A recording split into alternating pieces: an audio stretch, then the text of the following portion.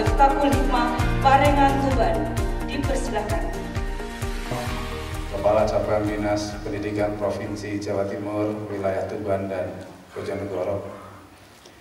Yang terhormat para kepala sekolah, para pengawas sekolah, para bendahara sekolah, SMA, SMK, PKPLK, se-Kabupaten Tuban dan Kabupaten Bojonegoro, serta Bapak Ibu hadirin yang berbahagia. Alhamdulillahirabbil alamin. Jujur saya masuk ruangan ini kaget. Saya pikir saya itu diundang Pak Adi malam ini itu untuk nyanyi-nyanyi. Dan saya tidak membayangkan saya sudah menjabat sebagai Kepala Dinas Pendidikan Provinsi Jawa Timur 1 tahun 3 bulan 6 hari. Baru kali ini saya rapat segini banyaknya di masa pandemi COVID-19. Ini menunjukkan bahwa orang Tuban, orang Bojonegoro itu sehat. Amin. Alhamdulillah. Bapak Ibu yang kami hormati, kita sudah mengalami pandemi COVID-19 ini mulai bulan Maret sampai dengan tanggal 6 April 2021. Apa yang kita lihat? Pandemi COVID-19 hadir 10 bulan saja, mulai Maret sampai Desember 2020, sudah mampu meruntuhkan ekonomi dunia, mampu meruntuhkan ekonomi Indonesia, mampu meruntuhkan ekonomi Jawa Timur, bahkan secara global mendekati resesi dunia. Tetapi alhamdulillah, segera ditemukan vaksin COVID-19 dan alhamdulillah sekarang ada penurunan tajam orang-orang yang terpapar COVID. Saya kemarin ke Jember, Rumah Sakit Muhammadiyah Jember, yang biasanya penuh dengan pasien COVID-19, bahkan menolak karena tidak ada tempat. Kemarin sudah tidak ada 1 orang pun yang terkena COVID yang masuk Rumah Sakit Muhammadiyah Jember. Apa yang kita lihat dampaknya? Pertumbuhan ekonomi yang 5 tahun terakhir ini selalu meningkat setiap tahun, baik lingkup Jawa Timur maupun nasional. Bahkan di tahun 2019 pertumbuhan ekonomi Jawa Timur itu mencapai 5,52%. Hanya karena hadir pandemi COVID selama 10 bulan, pertumbuhan ekonomi yang 5,52% itu turun drastis menjadi defisit atau menjadi minus 2,39%. Luar biasa dampaknya. Begitu juga nasional, yang 5 tahun terakhir ini terjadi peningkatan hanya kena COVID 10 bulan. Pertumbuhan ekonomi nasional yang mencapai 5,02% itu turun drastis menjadi defisit, menjadi minus 2,07%. Dan COVID selama 10 bulan itu membawa Jawa Timur ekonominya hancur melebihi rata-rata nasional. Begitu juga di bidang pendidikan. Setelah kita melaksanakan pembelajaran jarak jauh selama 5 bulan, kita evaluasi di bulan Juli. Ternyata terjadi kemerosotan kualitas pendidikan yang luar biasa. Saya bersama Ibu Khofifah Indar Parawansa, Gubernur Jawa Timur, di setiap kesempatan masuk dari sekolah ke sekolah, bertanya kepada siswa, senang mana tatap muka atau pembelajaran jarak jauh? Semua mengatakan senang tatap muka. Dan semua yang ditanya mengatakan kenapa tidak suka jarak jauh? Karena daya tangkapnya rendah. Tapi saya yakin daya tangkap siswa rendah ini karena berbagai hal. Yang pertama, belum terbiasa. Yang kedua, mungkin persiapan modul-modul pembelajaran yang disiapkan para guru untuk melakukan pembelajaran jarak jauh belum sempurna karena semua dilakukan secara mendadak. Sarana prasarana belum memadai dan lain sebagainya. Sehingga Gubernur Jawa Timur Ibu Khofifah Indar Parawansa mulai tanggal 18 Agustus 2020 mengambil kebijakan uji coba pembelajaran tatap muka. Dan alhamdulillah bisa berjalan dengan baik. Sehingga di saat Menteri Pendidikan dan Kebudayaan mengambil kebijakan mempersilahkan melakukan pembelajaran tatap muka pada bulan Januari 2021, kita bisa mengatakan Jawa Timur sudah mendahului tanpa diperintah Menteri. Sehingga insya Allah target Menteri Pendidikan dan Kebudayaan pada bulan Juli 2021 nanti diharapkan seluruh Indonesia sudah melakukan pembelajaran tatap muka dengan protokol kesehatan. Insya Allah Jawa Timur sudah mendahului. Bapak Ibu yang kami hormati, pada kesempatan yang baik ini saya juga mengucapkan terima kasih atas prestasi-prestasi yang dicapai di dunia pendidikan di Jawa Timur. Saya merasa bangga dipercaya menjadi Kepala Dinas Pendidikan Provinsi Jawa Timur. Saya 15 tahun berada di Dinas Perhubungan Provinsi Jawa Timur. Saya 14 tahun berada di Bapeda Provinsi Jawa Timur, yang pada saat itu saya pikir pekerjaan-pekerjaan yang kompleks itu hanya ada di Dinas Perhubungan, hanya ada di Bapeda. Ternyata di Dinas Pendidikan tidak kalah kompleksnya. Oleh karena itu Bapak Ibu yang kami hormati, ini perlu satu langkah, perlu kebersamaan kita. Dan alhamdulillah itu sudah ditunjukkan Bapak Ibu sekalian. Sehingga saya menjabat sebagai Kepala Dinas Pendidikan Provinsi Jawa Timur selama 1 tahun ini merasa bangga dan mengucapkan terima kasih karena berbagai prestasi sudah kita dapatkan. Di antaranya adalah seminggu yang lalu diumumkan seperti yang disampaikan oleh Pak Adi tadi, Provinsi Jawa Timur adalah yang terbanyak siswa lulusan SMA, SMK yang diterima di perguruan tinggi negeri lewat jalur SNMPTN.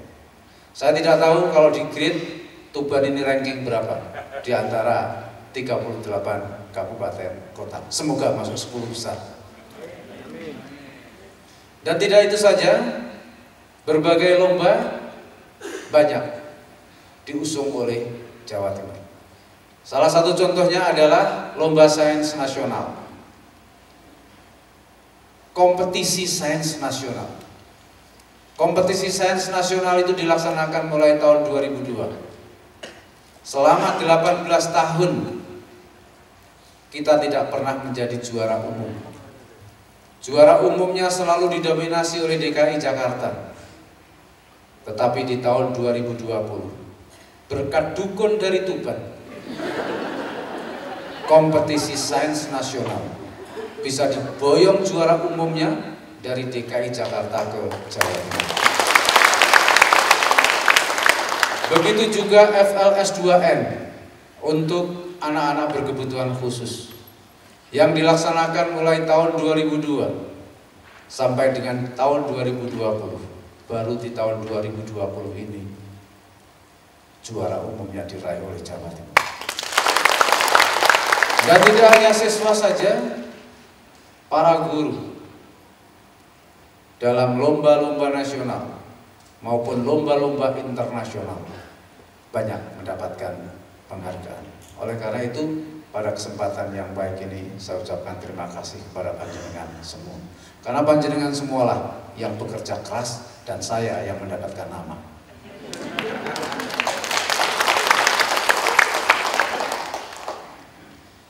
Bapak Ibu yang kami hormati, saya mengucapkan terima kasih kepada Kak Cabdin, Pak Adi. Saya sependapat dengan Pak Adi tadi. Pak Adi itu tidak pernah menghadap saya melaporkan permasalahan yang menambahi permasalahan saya. Tetapi setiap menghadap, kalau ada masalah melaporkan. Pak Kadis di Tuban dan Bojonegoro ada masalah ini, tapi sekarang sudah tuntas. Dan insya Allah tidak ada permasalahan-permasalahan yang berarti untuk Kabupaten Bojonegoro dan Kabupaten Tuban. Dan saya melihat kebersamaannya luar biasa. Dan kebersamaan ini perlu dijaga. Saya pun bangga. Saya itu kalau ketemu orang Tuban itu seperti saya pulang kampung. Karena saya SMP sampai dengan SMA kelas 2 berada di Tuban. Baru kelas 2 oleh bapak saya dipindah ke Surabaya. Saya dulu sempat di Pondok Pesantren Al-Mahadul Islam, Jalan Pemuda 52 Tuban. Saya di situ 4,5 tahun. Karena harus masuk perguruan tinggi supaya lebih mudah, oleh bapak saya dipindah ke Surabaya. Padahal belum tentu di Surabaya itu lebih mudah. Mungkin lulusan SMA di Tuban lebih mudah masuk perguruan tinggi daripada di Surabaya.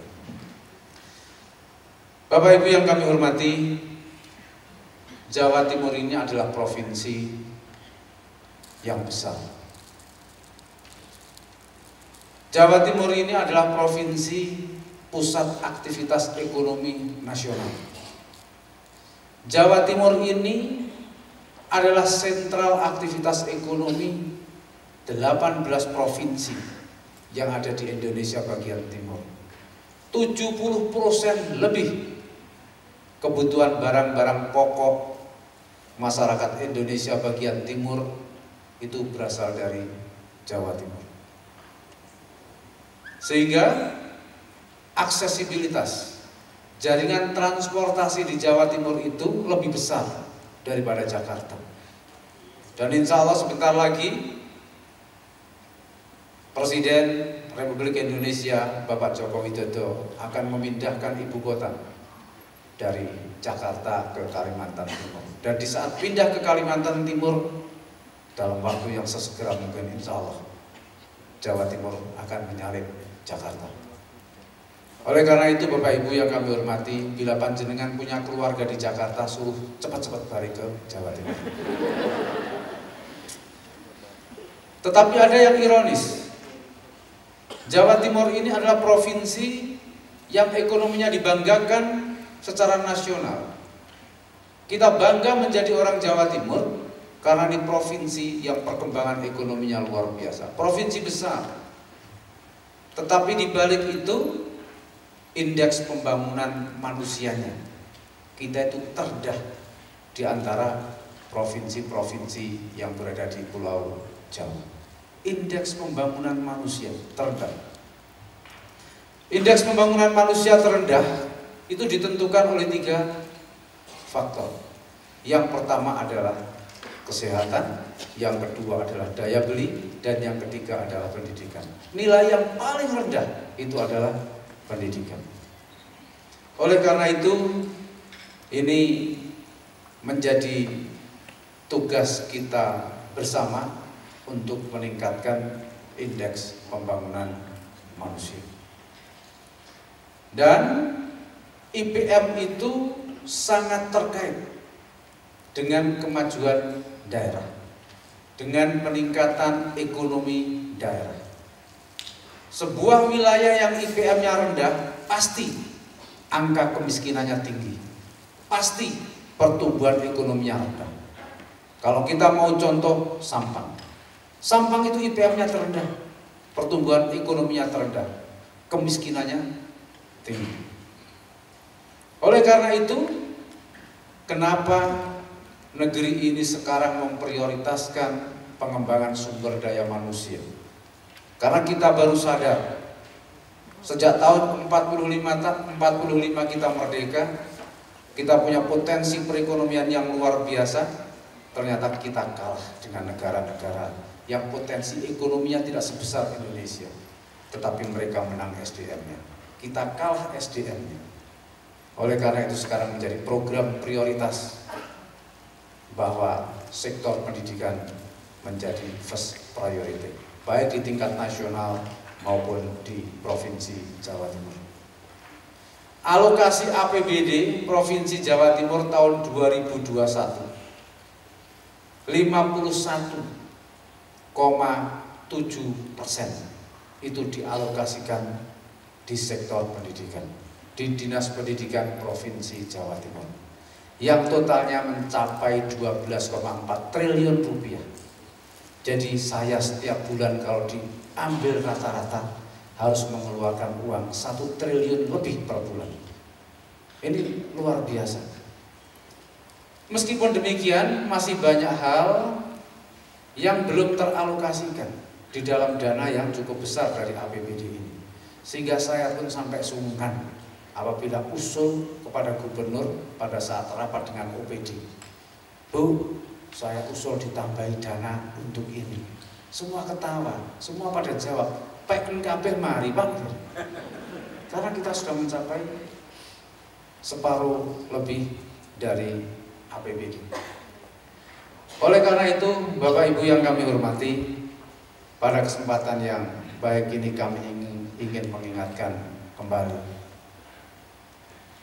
bahwa kita masing-masing punya peran besar. Kepala sekolah itu adalah motor penggerak utama untuk kemajuan sekolah. Oleh karena itu sekali lagi, lakukanlah evaluasi setiap saat. Kemajuan apa yang telah dicapai oleh masing-masing sekolah? Perubahan apa itu yang perlu diinformasikan kepada masyarakat untuk membranding sekolahnya? Banyak sekolah-sekolah yang lapor kepada saya tidak mendapatkan siswa. Saya tanya, apa yang Bapak sampaikan kepada masyarakat? Kemajuan apa yang telah dicapai di sekolah itu? Kalau kita bisa membranding sekolah itu, maka insya Allah akan diminati oleh para siswa yang ingin masuk sekolah Bapak Ibu sekalian. Oleh karena itu, seorang kepala sekolah dituntut untuk mampu menjalankan manajemen yang efisien, yang efektif, yang profesional. Dan seorang kepala sekolah harus mampu melakukan perubahan di sekolahnya masing-masing. Dan perubahan itu bisa dilakukan kalau di sekolah itu ada inovasi-inovasi, ada kreativitas-kreativitas. Dan seorang kepala sekolah harus mampu membangun jaringan. Saat ini membangun jaringan itu sangat penting untuk mengantarkan putra-putri kita. Bagi SMK, seorang kepala sekolah harus mampu membangun jaringan dengan IDUKA.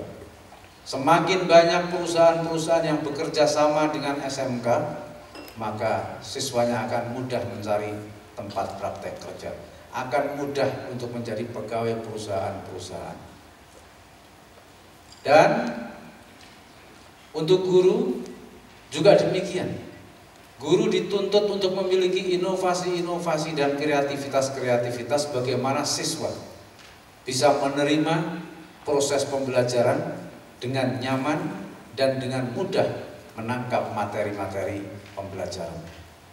Tadi saya baru saja membuka acara peningkatan kompetensi guru bahasa daerah. Saya katakan, dulu pada saat saya SMP, SMA,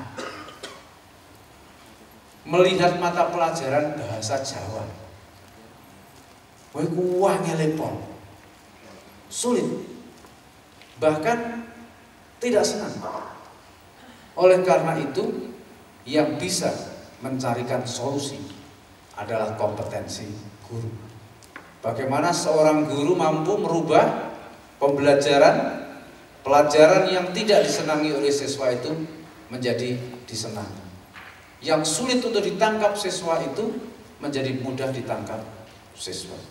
Oleh karena itu sekali lagi evaluasi itu sangat diperlukan untuk tahu posisi kita sekarang ada di mana dan perubahan-perubahan apa yang perlu kita lakukan. Begitu juga pengawas. Pengawas ini akhir-akhir ini banyak sorotan. Tidak hanya di Jawa Timur, pengawas ini jadi bahasan ramai di pusat. Karena peran pengawas seperti yang disampaikan oleh Pak Adi tadi adalah pembina, baik pembina manajemen maupun pembina akademik. Oleh karena itu, pengawas harus memiliki kemampuan yang lebih dari yang dibina. Oleh karena itu, Bapak Ibu yang kami hormati, kami juga akan melibatkan berbagai acara, hadir juga. Kami undang juga para pengawas sekolah dan saya memberikan apresiasi kepada Kacabdin Bojonegoro Tuban dan para pekerjaan ini melibatkan pengawas. Tugas pengawas itu berat. Oleh karena itu, eksistensi pengawas ini selalu dituntut. Pengawas itu secara teori harus mendengar terlebih dahulu kebijakan apapun yang ada di dunia pendidikan, sehingga pengawas bisa memberikan pembinaan di sekolah yang diawasi. Begitu juga komite sekolah, kami berharap Bapak Ibu sekalian mampu merangkul komite sekolah.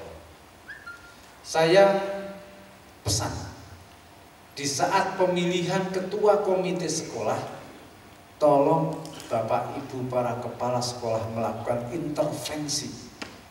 Siapa yang harus dipilih menjadi kepala sekolah? Pengawas sekolah.